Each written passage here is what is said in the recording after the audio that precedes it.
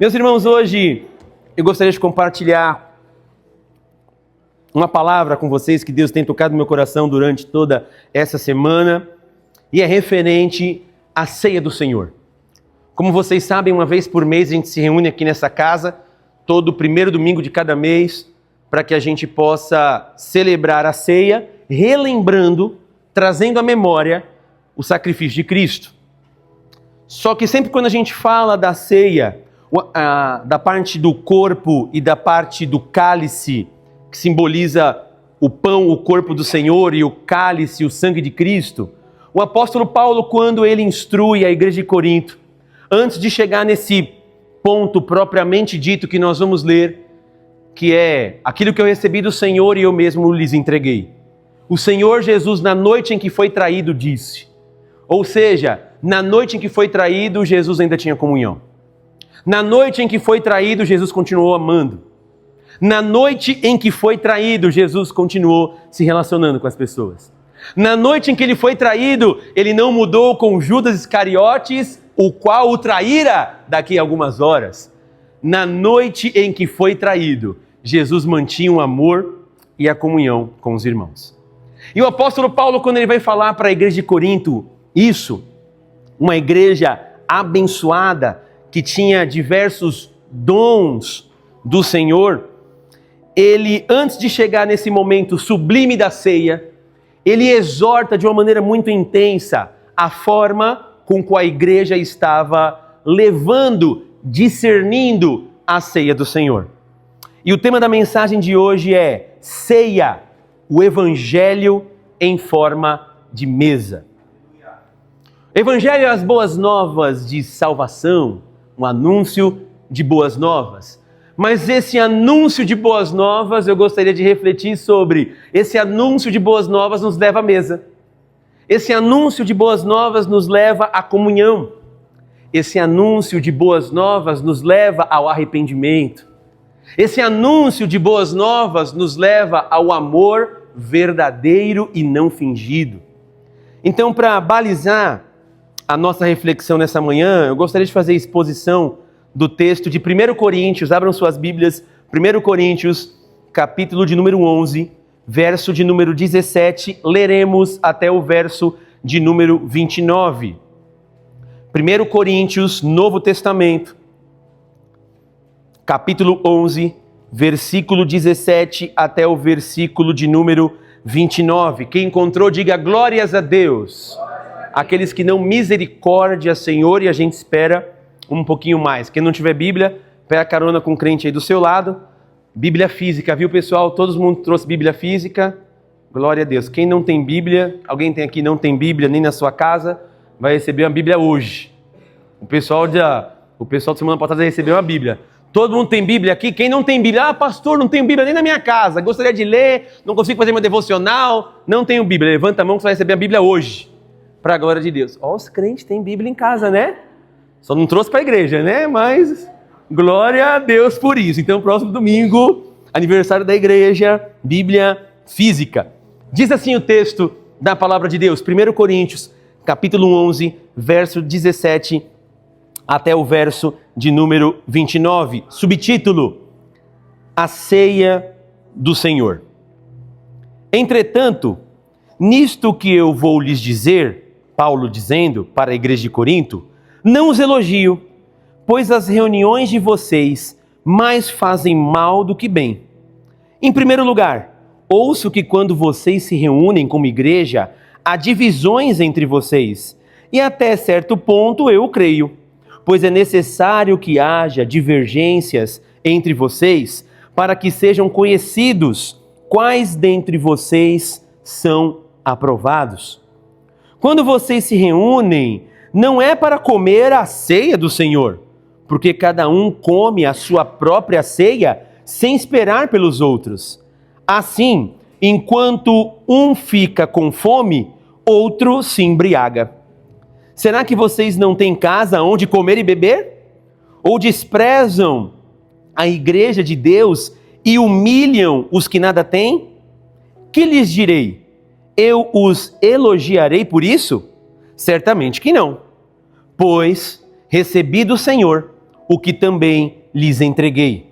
Que o Senhor Jesus, na noite em que foi traído, tomou o pão e, tendo dado graças, partiu e disse: Isso é o meu corpo, que é dado em favor de vocês. Façam isso em memória de mim. Da mesma forma, depois da ceia, ele tomou o cálice e disse: Este cálice é a nova aliança no meu sangue. Façam isso sempre que beberem em memória de mim. Porque sempre que comerem deste pão e beberem deste cálice, vocês anunciam a morte do Senhor até que ele venha. Portanto, todo aquele que comer o pão ou beber o cálice do Senhor indignamente será culpado de pecar contra o corpo e o sangue do Senhor. Examine-se cada um a si mesmo, e então coma do pão e beba do cálice. Pois quem come e bebe sem discernir o corpo do Senhor, come e bebe para a sua própria condenação. Amém. Curve sua cabeça, feche seus olhos. Vamos fazer a Deus uma oração. Pai, no nome do Senhor Jesus Cristo, humildemente me aproximo diante do teu altar, com temor e o tremor de sua palavra. Te peço perdão de todos os meus pecados que eu tenha cometido, pecados que eu cometi no meu olhar, se olhei coisas que o Senhor não se agrada, pecados que eu cometi na minha mente, se eu pensei também em coisas que o Senhor não se agrada, pecados que eu cometi no meu modo de falar, se aquilo que eu falei entristeceu primeiramente o seu coração ou as pessoas que estão ao meu lado, te peço perdão. E também te peço perdão, Senhor Jesus, das minhas atitudes e ações que tive, que também podem ter entristecido o teu coração e as pessoas à minha volta. Leva cativo neste momento o meu coração e mente, juntamente com a tua igreja, para que nós possamos compreender a tua palavra e assim, como o semeador prepara a terra a ser semeada a boa semente, que o teu Espírito Santo possa preparar os nossos corações para a boa semente da sua palavra e ela gere em nós vida, e vida essa com abundância, uma vida que realmente vale a pena ser vivida. É o que nós te pedimos. Repreenda toda obra do mal, tudo aquilo que nos impede de recebermos um pouquinho mais de ti nesta manhã, que caia por terra no nome de Jesus. É o que nós te pedimos e te agradecemos, certos da vitória em Cristo Jesus. Amém e amém, Senhor Jesus.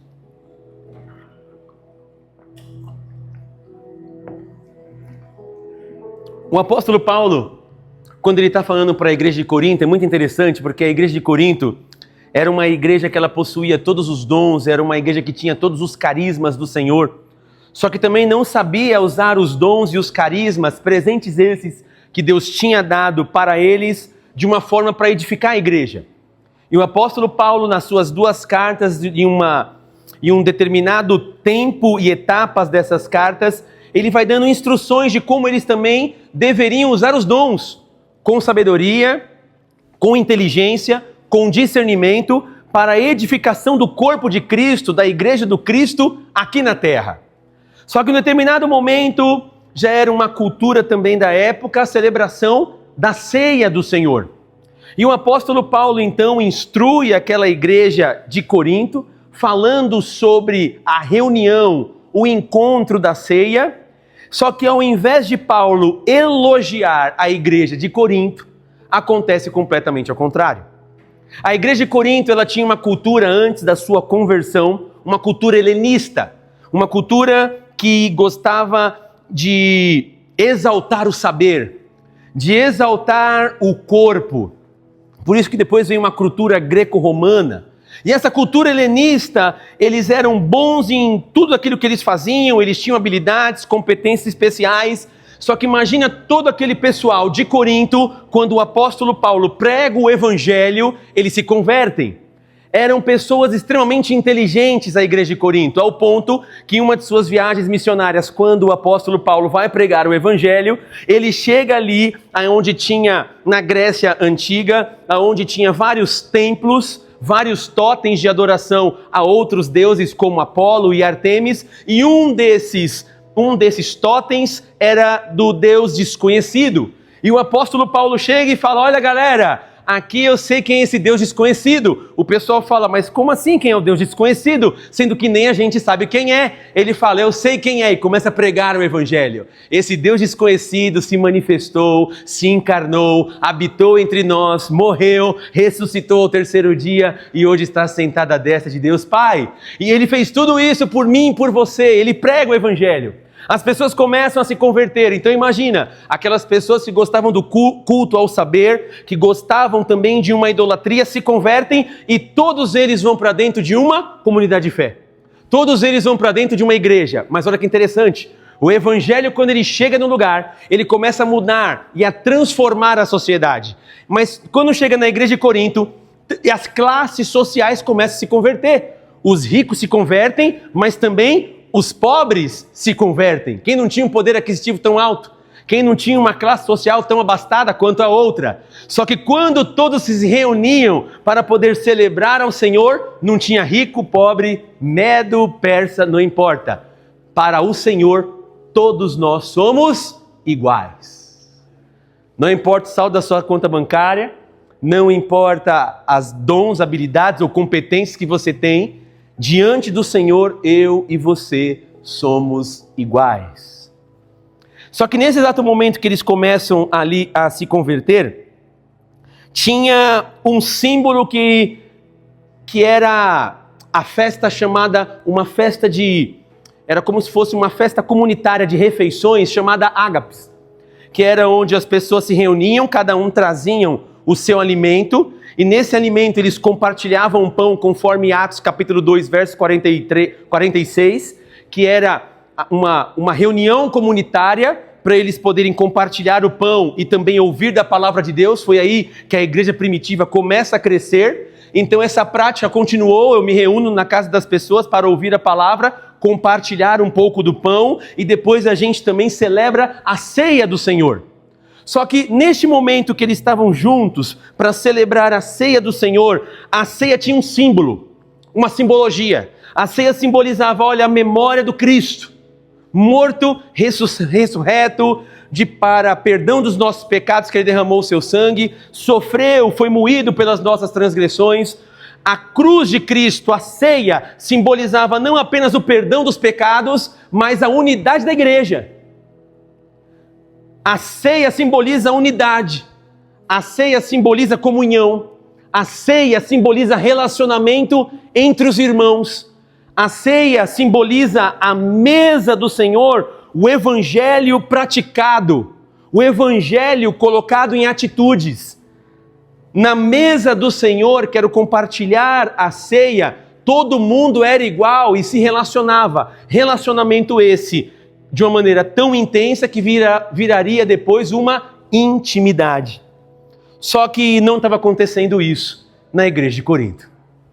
Quando começa na igreja de Corinto eles se reunirem para poder fazer a ceia, muitos ricos tinham se convertido, e alguns pobres também, ou escravos na época, também tinham se convertido, e esses escravos eram servos dos seus senhores ricos.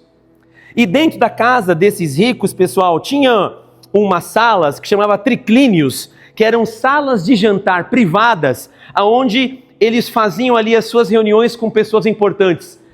E fora dessa sala tinha os átrios externos, onde ficavam os pobres e as demais pessoas.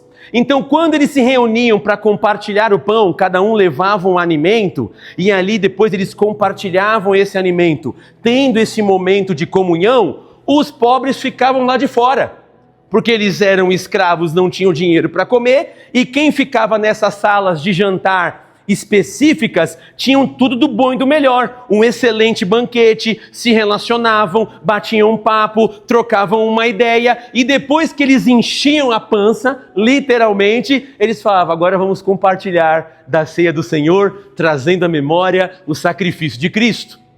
Só que os outros que não tinham condições de levar o seu alimento para uma partilha e depois também celebrar a ceia do Senhor, como que ficava? Ficavam envergonhados: eu não tenho condições para poder participar. O apóstolo Paulo, então, fica sabendo disso e escreve, segundo 1 Coríntios, capítulo 11, a partir do verso 17. Pessoal, tenho consciência e chegou até mim que a ceia de vocês não está tão bacana. Mas por quê, Paulão? Sabe por quê? Porque o encontro de vocês, essa ceia de vocês, está mais fazendo mal do que bem. Por quê? Porque há divisão entre vocês. Há divisão entre os ricos e os pobres. Aonde vocês, na verdade, estão se fartando, comendo e bebendo e perderam o real motivo da ceia, da simbologia, que é a comunhão, unidade, todos nós somos uns. Não, vocês comem primeiro, deixam os outros lá do lado de fora e eles ficam envergonhados. Vocês querem que eu elogie esse comportamento de vocês, igreja de Corinto? Não, muito pelo contrário. O comportamento de vocês, igreja, está completamente desconecto com aquilo que Jesus Cristo fez e nos deixou como exemplo. Fazer isso em memória de mim, para que a gente lembre da nossa condição de pecador, mas lavados e remidos pelo sangue do Cordeiro, mas também a igreja unida, a igreja em comunhão, a igreja sem divisão. Ou seja, o momento de ceia de vocês, ao invés de promover a unidade, estava promovendo a divisão entre os irmãos, a divisão entre a igreja. Vocês vêm para encher a pança, e depois faz um ato simbólico, trazendo Cristo à memória, ele não está recebendo isso. Vou dar uma dica para vocês, o apóstolo Paulo. Vocês estão com fome? Come em casa antes de vir para a ceia. Vocês estão com fome? Come em casa. Enche a pança em casa. Porque vocês vêm para cá, se empantucham de alimento, o outro fica aqui lambendo os beijos porque não teve dinheiro para compartilhar, fica envergonhado e fala, oh, vem aqui meu irmão em Cristo. E isso não é evangelho. Vocês perderam o discernimento do que é a ceia do Senhor. Comunhão, unidade, amor, intimidade. Aí o apóstolo Paulo, de uma maneira muito veemente, critica isso, critica esses ritos que eles estavam fazendo, porque não basta só ter o rito, mas a falta de comunhão e discernimento não é ceia, é só comida. E o apóstolo Paulo fala, vocês estão errados. Isso daí não é comunhão. Isso daí não é se juntar como igreja para celebrar a ceia do Senhor em memória de mim. Não. Vocês estão fazendo de tudo, mas não falem que isso é a ceia, porque a ceia é trazer a memória. Ceia é mergulhar num baú de minhas lembranças, é mergulhar lembrando da morte e o porquê que Cristo Jesus morreu, sofreu na cruz do Calvário, para que eu tivesse vida com abundância e pudesse também me relacionar com as pessoas, sem fazer acepção de pessoas. Mas vocês fazem acepção. E o apóstolo Paulo então fala, sabe por quê, pessoal? Por que, Paulão, a gente está tão errado? Porque aquilo que eu recebi do Senhor, e eu mesmo lhes entreguei, que o Senhor Jesus Cristo, na noite que ele foi traído, tinha comunhão, tinha relacionamento, tinha bate-papo, tinha unidade, mesmo sabendo que ele ia ser traído. Porque o que eu recebi do Senhor, e eu mesmo lhes entreguei, que o Senhor Jesus, na noite que foi traído, pegou o pão, o partiu, e deu aos seus discípulos dizendo, tomai e comei, esse é o meu corpo, repartido por vós, que sofreu, com base em Isaías 53, ele foi moído pelas nossas transgressões, transpassado por todas as nossas iniquidades, o castigo que nos traz a paz estava sobre ele. Da mesma forma, depois que ele fez isso, igreja de Corinto, sabe o que ele fez? Ele pegou o cálice e disse, este cálice aqui é o cálice da nova aliança do meu sangue, para remissão de pecados, para uma nova vida, para uma nova etapa de união, aonde tudo aquilo que separava vocês desde o véu do templo, que só o sumo sacerdote poderia entrar ali num ato propiciatório de oferecer sacrifícios pelo pecado, onde tinha um véu e separava o homem de Deus, que era o Santo dos Santos. O véu foi se rasgado, este então agora é o sangue da nova aliança. Todo mundo tem acesso a mim e através de mim todos podem viver em unidade.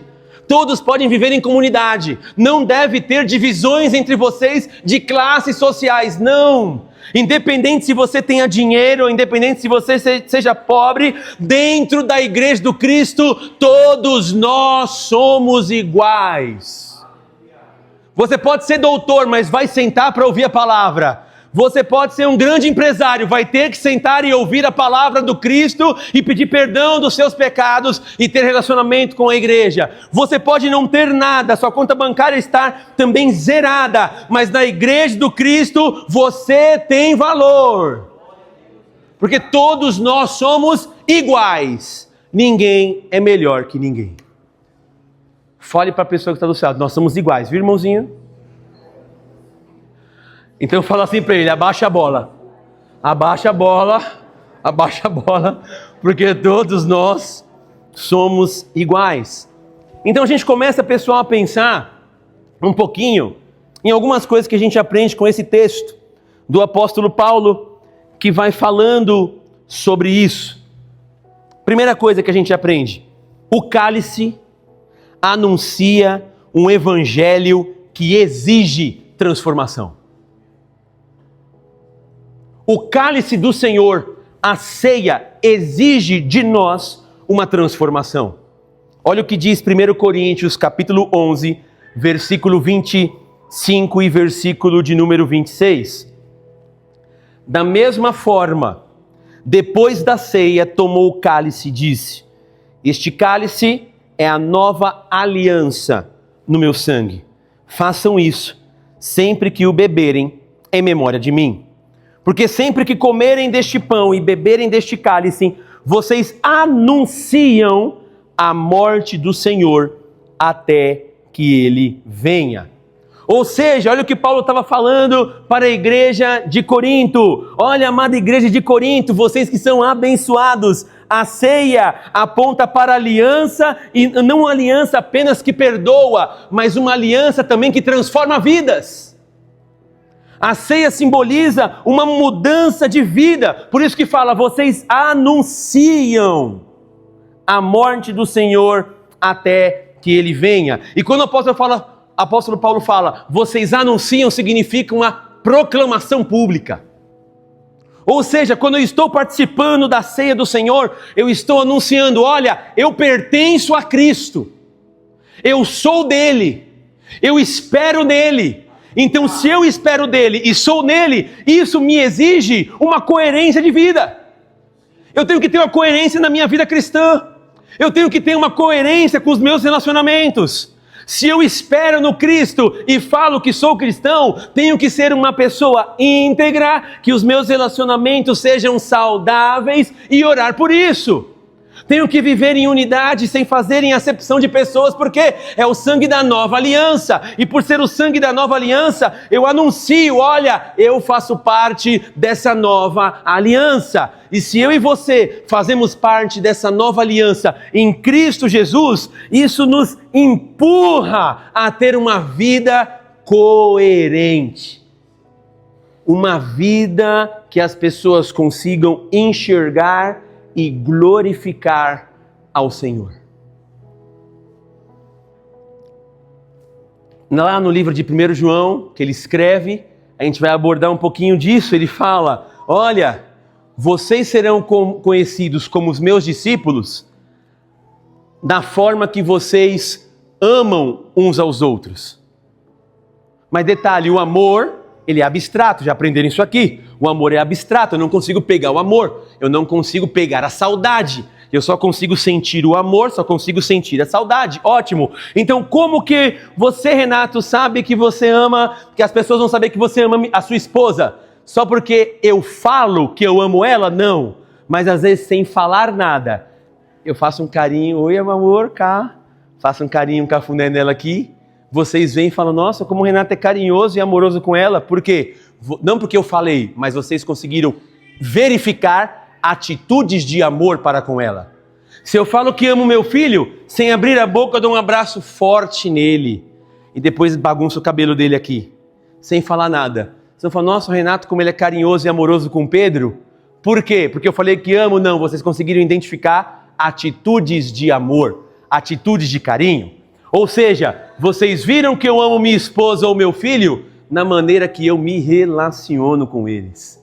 Aí o Senhor fala, na maneira que vocês amam, ou seja, na maneira que vocês se relacionam com as pessoas vão olhar e falar assim, homem de Deus, mulher de Deus. A maneira que você se relaciona com os outros, as pessoas vão olhar e vão falar se você é de Cristo ou não. Pergunte para a pessoa do seu lado, quando as pessoas olham para você, sabe que você é de Jesus ou não, irmãozinho? As pessoas falam, você é de Jesus. Por quê? Por causa das minhas atitudes. As minhas atitudes demonstram o amor de Deus derramado na minha vida, sim ou não?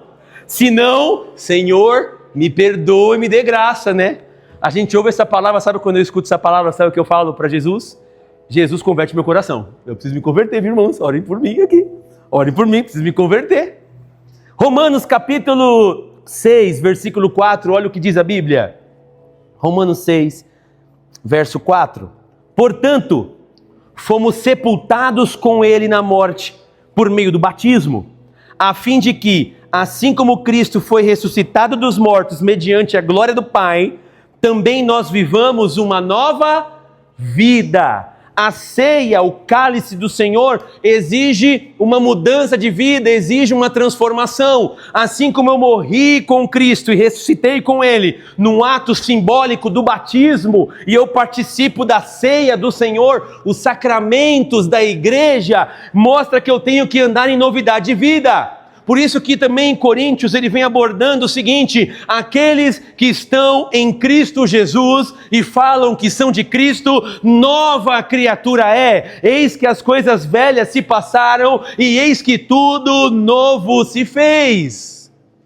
Então, se nós falamos que somos do Cristo, temos que mostrar essa transformação em nossas atitudes. Temos que mostrar.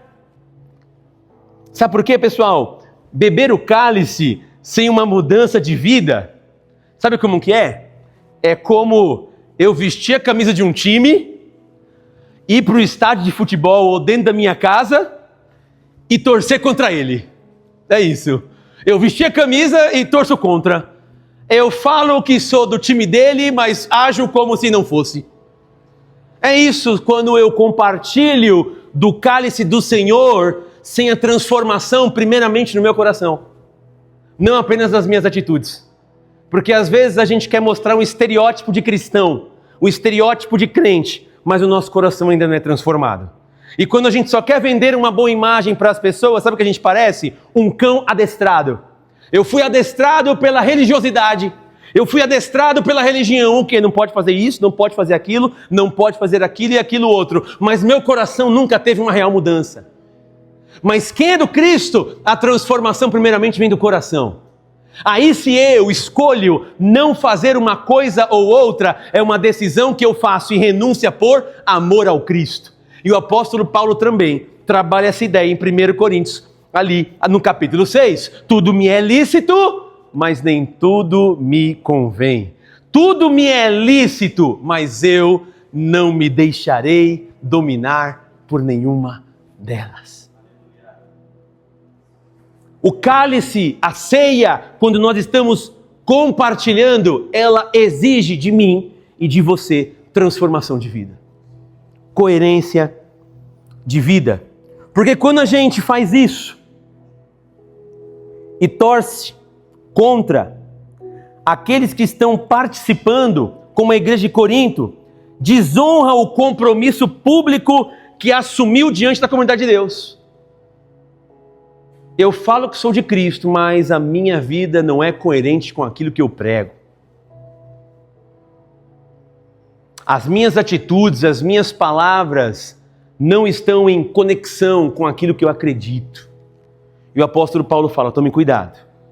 Compartilhe dessa mesa, tendo discernimento do real motivo pelo qual você participa. Comunhão, arrependimento, perdão de pecados, unidade e humildade. Temos que ser humildes. Aí a gente vai para o segundo ponto, que o apóstolo Paulo fala. Quem toma indignamente, proclama com os lábios, mas nega com a vida. Quem toma a ceia e participa da ceia do Senhor, indignamente, proclama com os lábios, sou de Cristo, mas eu nego Ele completamente com a minha vida. 1 Coríntios, capítulo 11, versículo 27 a 29, olha o que diz o texto da palavra de Deus. Portanto, todo aquele que comer o pão ou beber o cálice do Senhor indignamente será culpado de pecar contra o corpo e o sangue do Senhor. Examine-se o homem a si mesmo, e então coma do pão e beba do cálice. Pois quem come e bebe sem discernir o corpo do Senhor, come e bebe para a sua própria condenação. Paulo vem então mostrando que quem toma e participa da ceia indignamente é o réu do corpo e do sangue do Senhor. É como se eu estivesse no banco dos réus e estou sendo julgado. E por que eu estou sendo julgado? Porque eu estou tomando indignamente. E quando ele fala esse termo indignamente no texto, meus irmãos, não significa que a pessoa é uma pessoa indigna, porque todos nós somos indignos. Todos nós somos indignos. Porque a Bíblia fala, não há um justo sequer na terra. Não há ninguém que faça o bem e não peque. Pergunte para a pessoa que está do seu lado, você peca, meu irmão, ou não? Você peca, irmãozinho? Só Jesus sabe, né?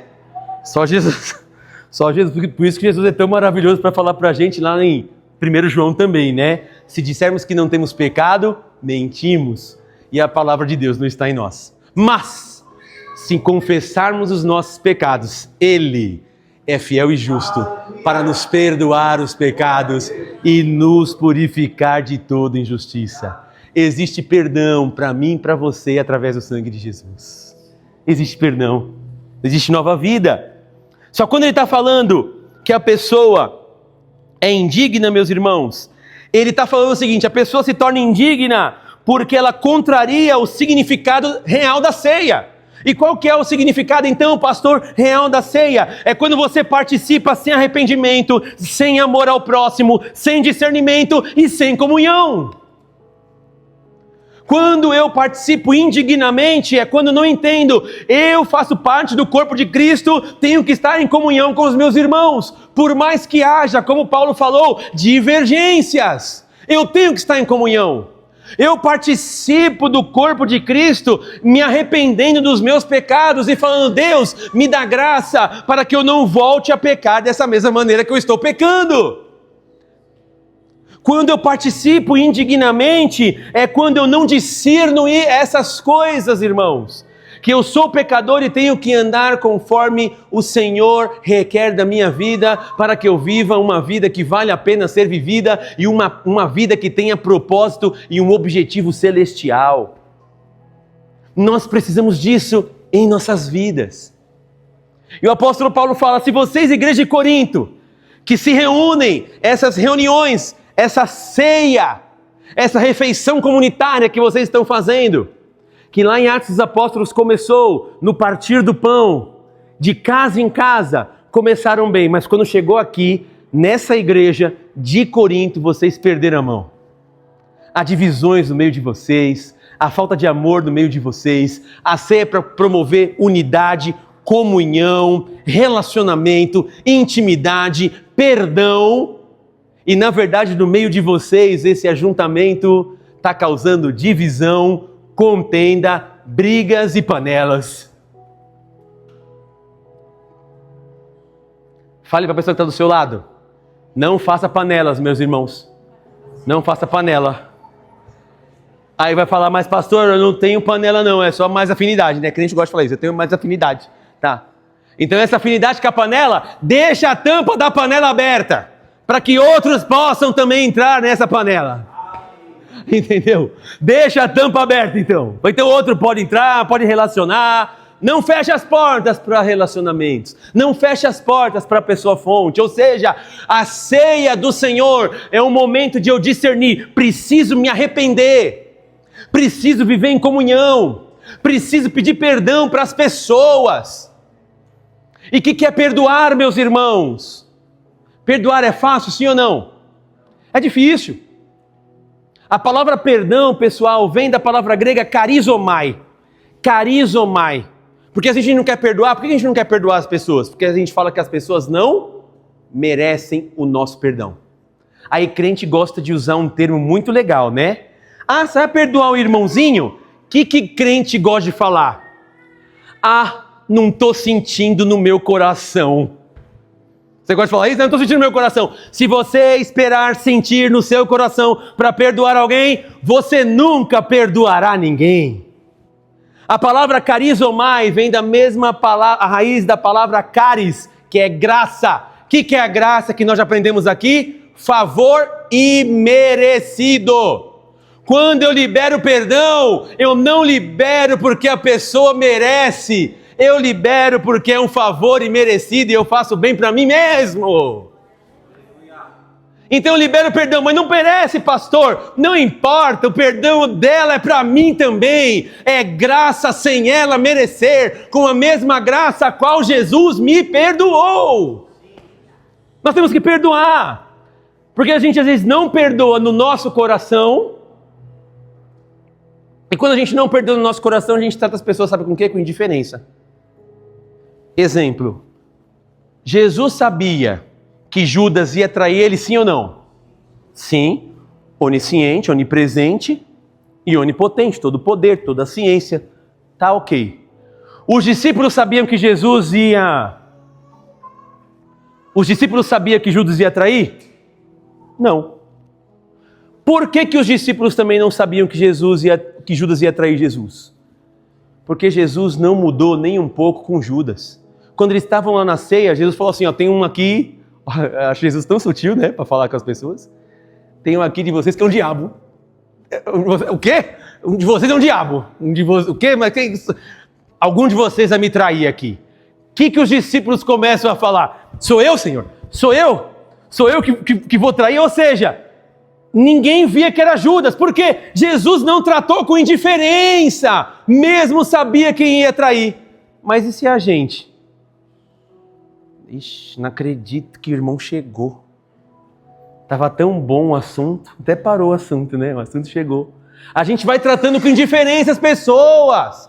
Jesus não tratava com indiferença. Temos que liberar perdão para as pessoas. Não merece, pastor, não importa se merece ou não. Nós temos que perdoar porque é mandamento. Como que a gente vai poder depois fazer a oração de Mateus capítulo 6? Pai, perdoa as minhas dívidas na mesma proporção que eu perdoo aqueles que estão me devendo. Imagine, pessoal, se Jesus nos perdoasse na mesma proporção, que a gente perdoa o outro. Porque a oração é assim, Pai, ô Renatão, é o seguinte, eu quero que o Senhor me perdoa na mesma proporção que eu quero perdoar o irmãozinho ali. Daí Jesus fala, então você não quer que eu te perdoe coisa nenhuma. Mas você está tranquilo com o irmão, Renato? Você está em paz com o irmão? Estou em paz. Tranquilo. Na minha boca fala uma coisa, mas meu corpo fala outra. Meu coração mostra outra coisa. Fale para a pessoa que está do seu lado, libere perdão para aqueles que te ofendeu. Libera perdão, é hoje. Porque aquele que participa indignamente é aquele que participa sem discernir isso.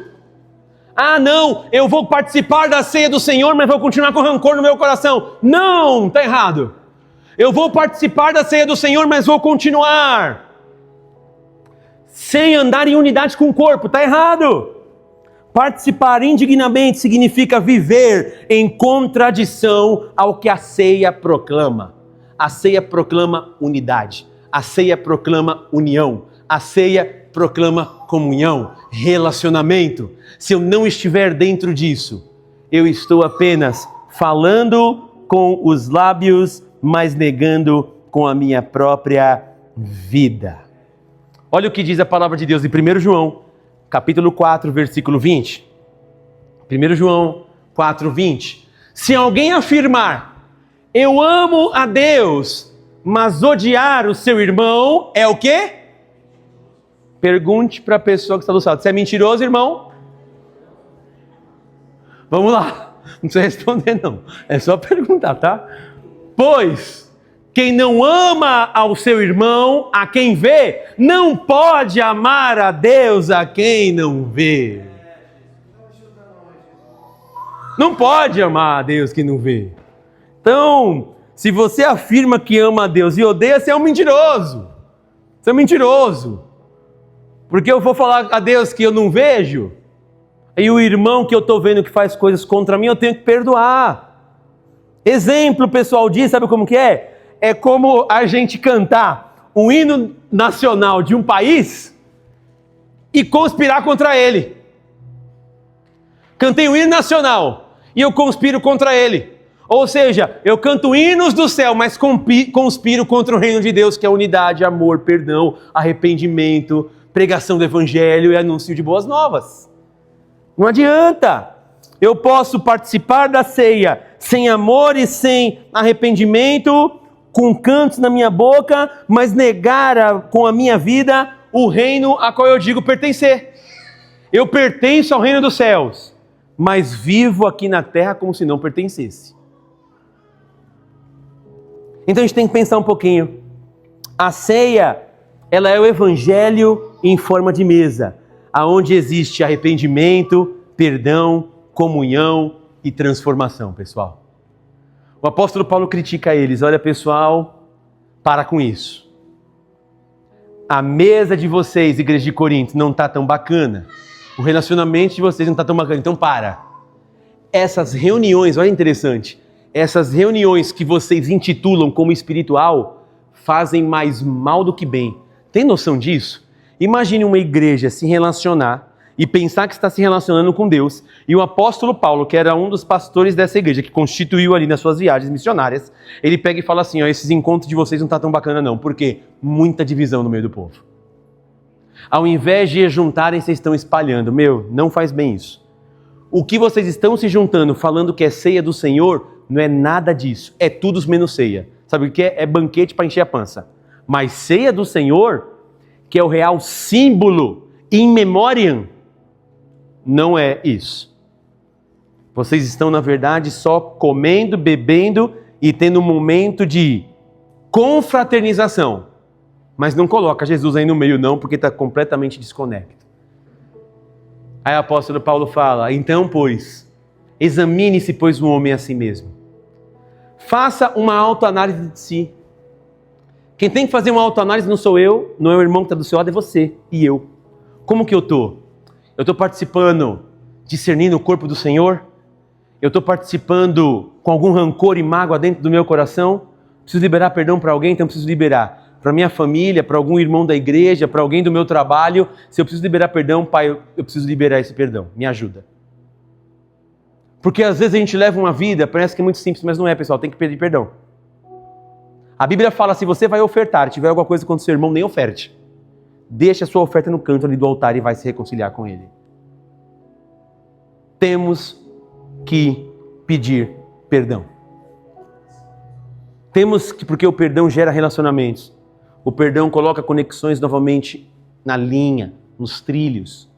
O perdão gera unidade no corpo do Cristo, onde cada um tem a sua individualidade, mas a sua individualidade trabalhando no corpo, cujo cabeça é Cristo, ele fica um corpo saudável.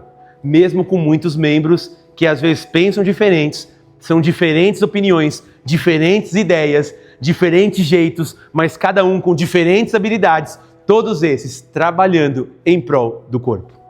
E é no corpo que a gente tem um crescimento. Não existe, guarde isso, crescimento fora do corpo. Se eu corto o meu braço, coloco do lado, eu sou um membro fora do corpo.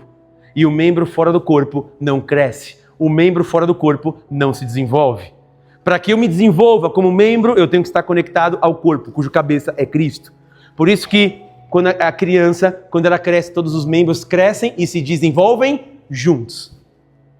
Então a igreja do Cristo são muitos membros, diferentes formas, diferentes habilidades, diferentes competências individuais, mas trabalhando em prol do reino de Deus para a edificação do corpo de Cristo, ou melhor, da igreja do Cristo aqui na terra.